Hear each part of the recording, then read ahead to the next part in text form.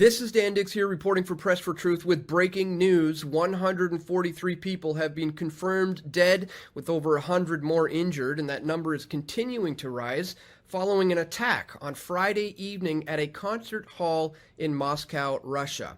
Now, ISIS, the Islamic State, is claiming responsibility for this, a group we haven't heard from in over a decade. As they posted this online, the Islamic State fighters have attacked a large gathering of Christians in the city of Moscow, killing and wounding hundreds and causing great destruction to the place before they withdrew to their bases safely. Now, Putin is vowing revenge for this bloodbath Moscow attack, and he is pointing the finger at help from Ukraine, as 11 terrorists have been captured. Now, Ukraine's military intelligence is saying that this Moscow shooting is a deliberate provocation by Putin's special services. And there is indeed a history of that, as I pointed out in this video yesterday. Let's not forget about what happened with Putin, Russia, and Chechnya. I'll put a link to that in the description below. Meanwhile, guys, U.S. intelligence is saying that it knew that ISIS was planning this terror attack on Moscow.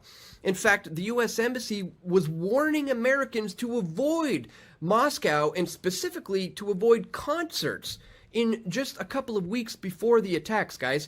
Here is the alert that went out, and as you can see, they were specifically told to avoid concerts. So this begs the question, what exactly did they know?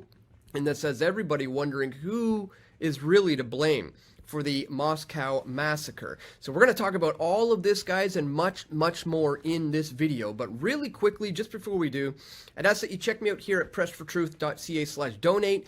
Here you can do a one-time donation with PayPal. You can do Bitcoin or other cryptocurrencies. You can sign up for a monthly recurring contribution here or there. You can send an e-transfer to Dan at pressfortruth.ca. You can send stuff to my P.O. box, guys. Thank you so much to everybody who takes one moment today to contribute to my efforts here financially at Press for Truth, so I can continue to bring you this information. All right, guys, I want to start with this fact. Video I put out yesterday. Let's not forget that ISIS is a creation of the West to be used as a tool for destabilizing any nation that it wants, even Russia. Here's the proof. And in this video, I show you a declassified Department of Defense document that proves that the Obama administration was aware of the Benghazi attack 10 days in advance. But not only that, it also proves that U.S. intelligence is the one who is responsible for setting up a Salafist principality in Syria to destabilize the Bashar al-Assad regime. This was all declassified and exposed. And again, I'll put a link to this video in the description below. But speaking of that, guys, I wanted to point out that this is going viral right now, a video of Donald Trump saying that Obama is the founder of ISIS. Here it is, if you haven't seen it. President Obama. He is the founder of ISIS. He's the founder of ISIS, okay? He's the founder. So again, here he is saying, oh, you know, Obama is the founder of ISIS, but a lot of people are not aware of this clip where he says, I was just being sarcastic, everybody. So I said, Obama is the founder. And here. When I said that, Obama, and of course I'm being sarcastic, and they know that. Of course I'm being sarcastic. So don't listen to this man, you know, and don't get too carried away by the fact that he's calling out Obama, because here he says he was just being sarcastic. But why don't you listen to it from Obama, the horse's mouth himself, where here he explains and openly admits that they are training ISIS. So with the additional steps I ordered last month, we're speeding up training of ISIL forces, including volunteers from Sunni tribes in Anbar province. We're speeding up training of ISIL forces, including volunteers from Sunni tribes in Anbar province. So, I mean, we've known for a long time that it is the CIA who is funding and training and arming these terrorists. But here's the thing, guys.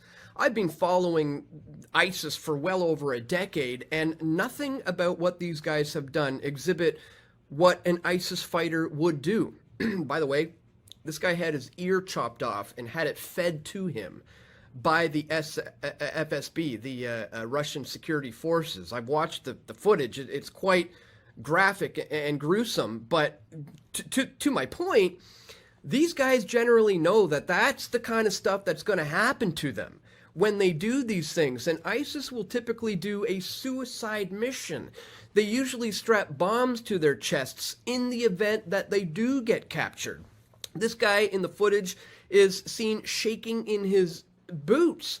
None of these guys went on a suicide mission. They all admitted they did it for some, petty cash, where they were contacted through a Telegram group. And as I said, most of them know that this would be their fate, and a real ISIS fighter would be going in as a suicide mission. So who are these guys really? I mean, this is a photo that is allegedly showing them before the massacre. But if you've been studying ISIS like I have, you will know that nothing about this picture seems legit, because namely of the fact that they're using the incorrect finger, their left finger, because in the Tashahhud, ISIS terrorists use the right hand when using their index finger every single time. But that is not the case with these guys who we are being told are the ones who did this. And of course, the image has not been mirrored. It has not been flipped. Here we can see it's not being mirrored because the lettering is still correct.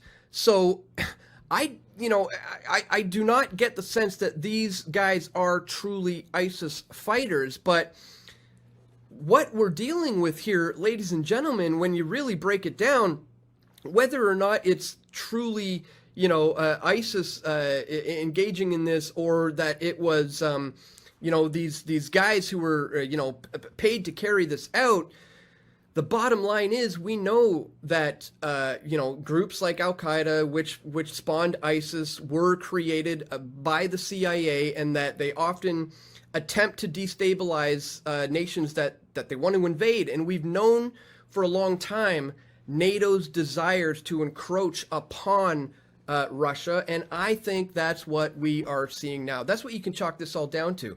Essentially, NATO is going to war with Russia, and what we are seeing now is the age-old ISIS boogeyman that has been used by Western intelligence time and time again, who is being used once again to provide the excuse to go in and take out big bad Putin. However he decides to respond to this does remain to be seen. So just wanted to bring all of this to your attention, ladies and gentlemen. Nothing about this seems like it is a legit, organic, ISIS attack. Again, we haven't heard from these guys in like 10 years, and then just all of a sudden, out of the blue, they decide to attack Russia. It doesn't make any sense unless you consider the very real possibility that the CIA, that the US, that NATO and their allies have an agenda to encroach upon Putin and Russia. They've been doing so for well over a decade now, and it is culminating into this attack that just happened on Friday night, which over the next 48 hours, this truly could spiral out of control. As I said, it remains to be seen what Putin's going to do about this, but just wanted to bring it to your attention today, ladies and gentlemen, that this whole notion that it's ISIS seems very, very fishy to me. None of it is adding up when you consider the history of how these guys operate. And now also, I will remind you, there is a history of false flags, sometimes, being blamed on Putin, sometimes being blamed on Ukraine. I will put a link to my video exposing how Putin has used false flags in the past in order to drum up support for his wars of aggression there in Russia. So I'll include links to everything in the description below, guys. But just wanted to bring all of this to your attention. Again, let's not forget that it is NATO who has been, pushing this war on Russia for a long time. And I'm not sitting here saying, Putin is some sort of angel or anything. Not by any means. At this stage in the game, all of these, governments and oligarchies have a lot of different struggles and problems of their own. But right now, what we are seeing is a potential, a catalyst for World War III. I hate to sound so alarmist, but this is a big deal, what just happened on Friday night, and they are attempting to point the finger of blame at the age-old, CIA asset boogeyman of ISIS. I'm not buying it. Let me know what you guys think in the comment section below. Also, if you do appreciate my efforts to bring you this information, I want to remind you to check me out here at pressfortruth.ca/donate. Once again, I can't do this work without you guys, so thank you so much to anybody who does take just 1 minute today to click that top link in the description below and to support my efforts here at Press for Truth. And that's all for today, guys. Just wanted to bring that to your attention. Once again, please click the thumbs up button if you do appreciate my efforts to bring you this info. Don't forget to share this information with your friends and family who you think need to see it the most. And stay tuned, guys. We're going to have more video reports coming here very soon, God willing. This is Dan Dix reporting for Press for Truth.